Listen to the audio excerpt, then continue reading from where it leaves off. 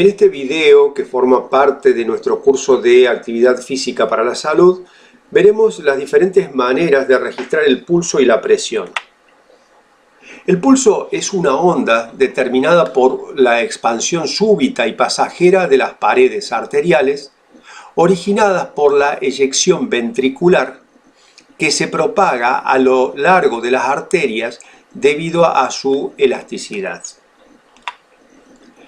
Para percibir los pulsos arteriales por palpación, es necesario presionar con la yema de los dedos en los sitios donde la pared de una arteria pueda ser comprimida sobre un plano óseo o duro, resistente, de manera que pueda sentirse el latido arterial en forma de un rebote elástico de la arteria.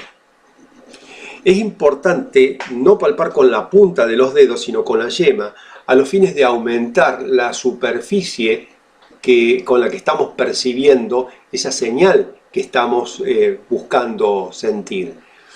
Y también es importante no utilizar el dedo pulgar para que no se confundan los latidos propios con los de la persona a la que estamos haciendo el análisis. Los pulsos periféricos pueden palparse en áreas donde las grandes arterias están cercanas a la superficie de la piel. Los pulsos palpables comprenden a cada lado los siguientes: pulso temporal, radial, carotidio, femoral, axilar, popliteo, humeral o braquial, tibial posterior, cubital o ulnar y pedio o del dorso del pie. Nosotros vamos a vamos a describir cómo son las técnicas para percibir el pulso temporal, el carotidio y fundamentalmente el radial, en el que haremos hincapié. El pulso temporal, para percibirlo, el operador se debe colocar frente al sujeto, ubicando las yemas de los dedos índice y medio, y también, si se puede, el dedo anular, de ambas manos sobre las regiones temporales, justamente por sobre y por delante el pabellón auricular, aquí donde está señalado con el círculo amarillo. Esto se hace a los fines de poder palpar ambas arterias temporales superficiales, cuyos latidos deben tener la misma amplitud y ser sincrónicos. Para palpar el pulso carotidio, el evaluador se debe colocar detrás de la persona que va a ser evaluada, ubicando los dedos índice, medio y anular en forma de gancho por dentro del borde medial del músculo esternocleidomastoideo, como se observa aquí en la imagen, presionando suavemente sobre la arteria carótida primitiva por debajo de una línea imaginaria que pase a la altura del cartílago tiroides.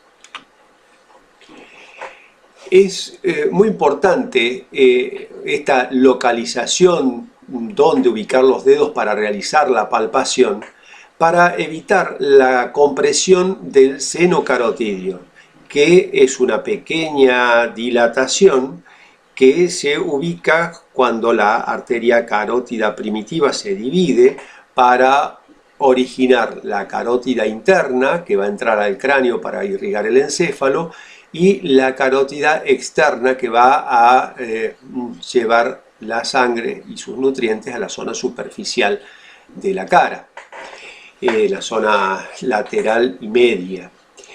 Esta dilatación que mencionamos, este seno carotidio, tiene la particularidad de presentar varoreceptores, es decir, receptores nerviosos especializados en detectar cambios en la presión. Varoreceptores son receptores de la presión, pero la finalidad fisiológica de estos varoreceptores es captar los aumentos de la presión sanguínea para poner en marcha mecanismos homeostáticos que la regulen, o sea, que desciendan la presión. Van a generar disminución de la frecuencia cardíaca y disminución de la presión arterial, con la finalidad de proteger las pequeñas arterias que irrigan el encéfalo.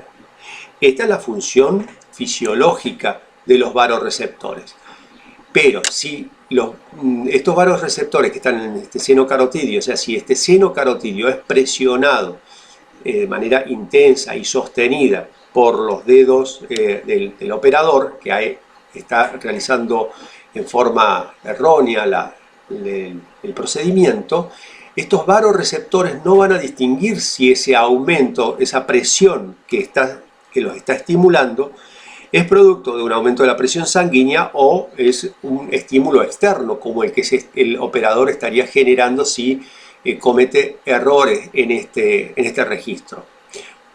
Ahora, los varoreceptores van a percibir este aumento de la presión, que no es presión sanguínea, sino, repito, la presión que está generando el operador, y de igual manera que lo haría si fuese un aumento de la presión sanguínea, va a poner en marcha los mecanismos homeostáticos propios de su función. Como decíamos, disminución de la frecuencia cardíaca, disminución de la presión arterial. Y eso hay que ser cuidadoso, especialmente cuando se trabaja con personas que padecen enfermedades crónicas no transmisibles de las que nos ocupamos en nuestro curso de actividad física y salud. La principal modalidad que vamos a utilizar en nuestro curso para el registro del pulso es la toma del pulso radial. Para esto, la persona que va a ser examinado se coloca su mano ligeramente inclinada hacia afuera, como se puede observar en la imagen, con la palma levemente hacia arriba. La mano del operador va a formar una pinza con los 3 dedos medios de la cara ventral de la muñeca sobre el canal del radio, al cual vamos a identificar de la siguiente manera. En primer lugar, por palpación, identificamos la apófisis estiloides del radio. Y desde ahí deslizamos la yema de los dedos hacia medial de la muñeca hasta encontrar los tendones de los músculos flexores de los dedos de la mano. Y ahí encontramos el límite medial. Es decir, que el canal que nosotros vamos a buscar está delimitado por apófisis estiloides lateralmente y tendones de los músculos flexores de los dedos de la mano medialmente. Sobre ese espacio, delimitados por estos dos puntos de referencia que acabamos de mencionar, es que se deben ubicar los dedos según lo vemos en la imagen. Dedo índice, mayor y anular, y el pulgar lo va a colocar en la cara dorsal de la muñeca como para poder dar soporte a la extremidad. Este dibujo nos va a mostrar la ubicación de los dedos para la toma del pulso y las diferentes funciones que estos van a cumplir en relación a esta ubicación.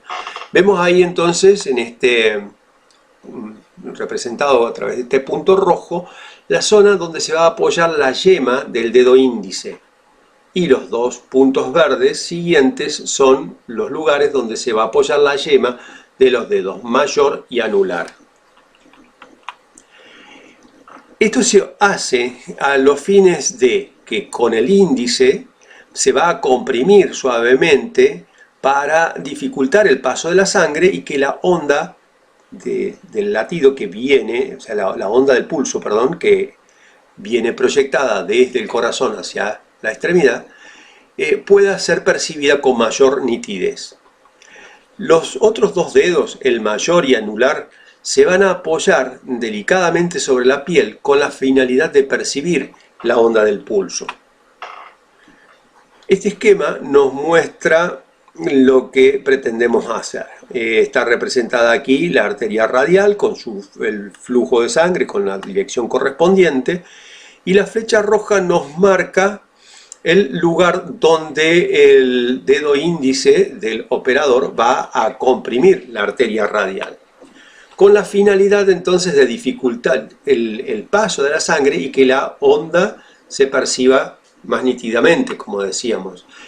Esos serán los lugares donde se van a apoyar los dedos mayor y anular para percibir justamente esta dilatación que vemos aquí en la imagen y que es la dilatación que va progresando y en lo cual justamente consiste la onda del pulso.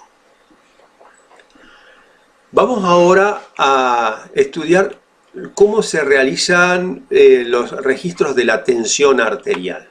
Pero primero vamos a algunos conceptos generales necesarios para poder entender esta idea. Vamos al concepto general de presión. Nos dice que la presión es una fuerza que se ejerce sobre una superficie o un área. Esto era lo que se estudiaba en la escuela secundaria, en las clases de física, que ahora vamos a aplicar al concepto de presión sanguínea para decir que esta es la fuerza que la sangre ejerce sobre la superficie de los vasos sanguíneos. Y una noción relacionada, vinculada con esto, es el de tensión arterial, que es la forma en la que las arterias reaccionan a esta presión, lo cual logran gracias a la elasticidad de sus paredes. Es decir, que la presión es la presión sanguínea y la tensión es la tensión arterial, o sea, es la tensión, la forma en la que las arterias responden. En términos numéricos son exactamente los mismos, es simplemente una diferenciación de qué es lo que se está, dónde se está poniendo el foco de la atención. Si lo ponemos en la sangre, hablaremos de presión sanguínea. Y si lo ponemos en la elasticidad vascular, hablaremos de la tensión arterial. También es común escuchar el término presión arterial y esto hace referencia a la presión sanguínea registrada en las arterias, para diferenciarlo de la presión venosa, que sería la presión sanguínea registrada en las venas, que no es parte de las actividades que desarrollamos en actividad física y salud. ¿Sí? No es válido cruzar los términos y hablar de tensión sanguínea. Ese concepto no es correcto. Siguiendo entonces con el criterio clásico, podemos decir que la presión sanguínea es una fuerza creada por el corazón, mantenida por la elasticidad arterial y regulada por las resistencias periféricas. Cuando tomamos la presión sanguínea, debemos determinar la presión máxima y la presión mínima. La presión máxima, llamada también sistólica, dado a que corresponde al momento de la contracción ventricular, o sea, la sístole, y en un adulto normal los registros son de alrededor de 120 milímetros de mercurio, que es la unidad en la que se expresa la presión sanguínea. Y la presión mínima o presión diastólica es la que corresponde al momento de la relajación de los ventrículos, o sea, la diástole, y en un adulto normal corresponde a 80 milímetros de mercurio. Existe una correspondencia, una relación entre estos dos registros, entre la presión sistólica y la diastólica, que siguiendo el ejemplo que veníamos dando de 120 milímetros de mercurio de presión sistólica y 80 de presión diastólica, la relación que existe entre ellas, o sea, la diferencia que existe entre la sistólica y la diastólica, se llama presión diferencial. Y en este caso de nuestro ejemplo sería de 40 milímetros de mercurio, que es un dato importante a tener en cuenta cuando registramos, cuando dejamos anotada la presión. Vamos a ver ahora cuáles son los equipos que se usan para la medición indirecta de la presión sanguínea. Decimos medición indirecta porque hay métodos invasivos que miden directamente la presión. Nosotros vamos a hacer una medición indirecta a través de el siguiente instrumental. En primer lugar vamos a ver el estetoscopio, que es un instrumento destinado a la auscultación de los sonidos que vamos a percibir durante la toma de la presión sanguínea y que consta de, en uno de sus extremos, un par de olivas que se introducen en el conducto auditivo externo del operador.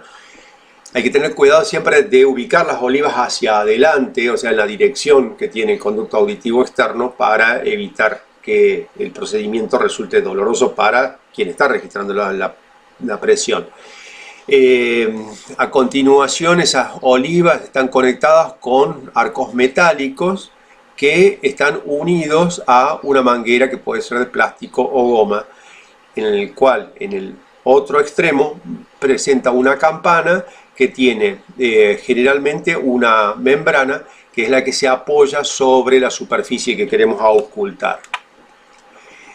El otro elemento, el otro instrumento es el esfigmomanómetro. Es simplemente un manguito formado por una bolsa de aire distensible cubierta con tela, conectada a un tubo de goma, ¿sí?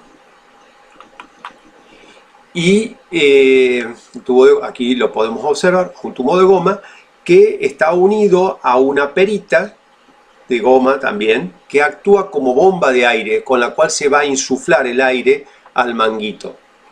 Esta perita tiene, como podemos observar aquí en la imagen, un dispositivo donde tiene aplicada una válvula que luego que se ha inflado el aire, la apertura de esta válvula permite ir soltando paulatina y gradualmente el aire que está comprimido en la bolsa, ¿no? en el manguito.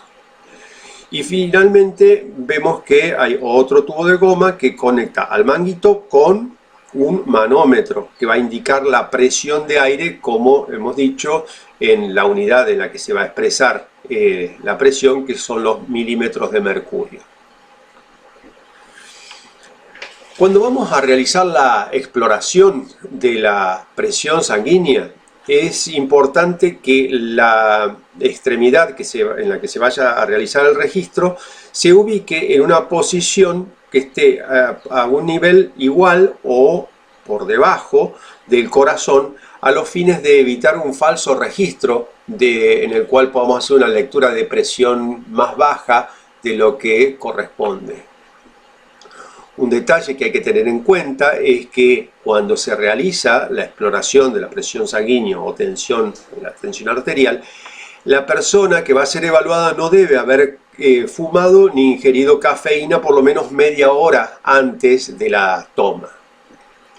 Veamos ahora cómo es la técnica para la toma de presión mediante el método auscultatorio. Luego vamos a ver el método de palpación, pero ahora veamos el método auscultatorio. En primer lugar, se va a colocar el manguito en el brazo de la persona que va a ser evaluada por encima del pliegue del codo. Y la campana del estetoscopio, o sea, esa membrana que tiene el estetoscopio en el extremo de donde se ubica la campana, se ubica sobre la arteria humeral del evaluado. Luego, con la perita de goma, se va a insuflar el aire, inflando el manguito, hasta que desaparezca el pulso de la arteria humeral. Esto lo vamos a percibir mediante la auscultación que realizaremos con el uso del estetoscopio. Se va auscultando mientras se va dejando escapar el aire lentamente. Bueno, tengamos en cuenta que ya la insuflación del aire ha interrumpido entonces los sonidos. Cuando eso ocurre, se empieza a soltar lentamente, graduando el aire, de manera gradual, manejado esto a través de la válvula adosada a la perita, y se va soltando el aire, como decía, lentamente hasta que se percibe el primer latido. Ese momento en donde se percibe el primer latido es lo que va a marcar la tensión máxima sistólica, es decir, que el operador en ese momento que percibe el primer sonido debe fijarse en el registro que está marcando la presión, en el manómetro de presión, cuántos milímetros de mercurio está marcando. Y ese registro es el registro de tensión máxima o sistólica. Se sigue dejando salir el aire, siempre graduándolo de manera paulatina con la válvula adosada a la perita, se sigue dejando salir el aire, perdón, se va a escuchar una serie de ruidos que son diferentes, que describiremos a continuación, los ruidos de Korotkov, hasta que finalmente los ruidos desaparecen. En el momento en que desapareció el ruido, es el momento en que ese momento indica la tensión mínima o diastólica, que es el otro momento que va a ser registrado, que va a ser anotado. El otro método que mencionábamos es el método táctilo-palpatorio, que solamente nos va a permitir registrar la presión máxima o sistólica. Pero lo comentamos porque en determinados casos puede ser de utilidad. Se ubica de la misma manera el manguito sobre el pliegue del codo. No vamos a estar usando el estetoscopio. Se ubica el pulso radial y se insufla el manguito hasta que desaparece el pulso. Luego se empieza mediante la apertura de la válvula adosada a la perita, se empieza a dejar salir paulatinamente el aire, y en el momento en el que notamos la primera onda de pulso con la técnica que ya hemos descrito, ese momento es el que se registra como presión sistólica, y como hemos dicho, no es posible mediante el método palpatorio registrar la presión mínima o diastólica. Finalmente, veamos en qué consisten los ruidos de Korotkov que mencionábamos anteriormente. Se trata de sonidos que reflejan los cambios en el flujo sanguíneo a través de la arteria a medida que la presión del manguito va disminuyendo y la arteria va pasando de un estado de completa oclusión, de cierre completo, debido a la presión del manguito, en el cual no permite el flujo de la sangre. Y, como decíamos, a medida que la presión del manguito va disminuyendo de manera gradual, inicialmente va permitiendo el pasaje de la sangre en pequeña cantidad, que va generando turbulencias en el flujo sanguíneo posterior al manguito. Y eso se va dando gradualmente, permitiendo cada vez el paso de mayor flujo de sangre hasta la apertura total de la arteria. Esto se registra mediante ruidos que son percibidos por ocultación, como decía, con el uso del estetoscopio. Y estos ruidos de Korotkov reconocen 5 fases.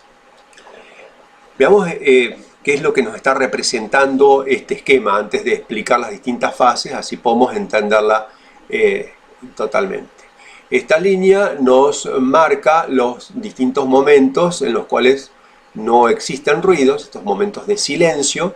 Luego los diferentes ruidos con sus distintas características. La línea ondulante de color rojo va marcando la onda del pulso, y esta línea negra oblicua descendente nos representa la presión que se va ejerciendo con el manguito, que es registrada en el manómetro, y esa presión va disminuyendo debido a que se va graduando ese aire, se va soltando el aire mediante la válvula adosada a la perita. Veamos ahora en qué consiste la fase 1. Fíjense, aquí antes, cuando tenemos una presión elevada en el manguito, no hay ningún ruido audible. La presión del manguito se va disminuyendo gradualmente hasta que se empieza a escuchar el primer ruido. Y ese es el momento que hay que registrar como presión máxima o sistólica. Es decir, que el manguito, una vez insuflado, con la válvula se va gradualmente soltando el aire, lo cual hace disminuir la presión del manguito, hasta escuchar el primer ruido. Ahí registramos la presión máxima o sistólica. Estos sonidos son sonidos claros que van aumentando gradualmente de intensidad por un periodo breve de tiempo. Luego, en la fase 2, se escuchan sonidos tenues que, como si fuesen murmullos suaves o un soplo delicado. Hay que estar atento a esta fase, particularmente en las personas que sufren hipertensión, debido a que en muchas ocasiones si se da esta situación, estamos auscultando a personas que sufren hipertensión, los ruidos correspondientes a la fase 2 pueden no escucharse con claridad. Esto se conoce como silencio auscultatorio y puede durar aproximadamente 20-40 milímetros de mercurio. ¿Y esto por qué es importante? Porque si ese silencio auscultatorio no es identificado como tal, puede ser confundido como el silencio previo a la fase 1. Y cuando aparezcan los sonidos propios de la fase 3, pueden ser confundidos, decía, con los sonidos de la fase 1 e interpretar que los sonidos que aparecen en la fase 3, que son más claros y audibles, representan el punto de la presión máxima o sistólica. Al seguir disminuyendo la presión del manguito, se van a hacer audibles los ruidos de la fase 3, que son parecidos a las de la fase 1, pero más intensos y se extienden durante un tiempo mayor, para luego ir apagándose, haciéndose más tenues. Y finalmente hay un punto en el que dejan de escucharse los sonidos. Ese punto donde se dejan de escuchar los sonidos para dar luego paso a un silencio es el punto que debe registrarse como la presión mínima o diastólica.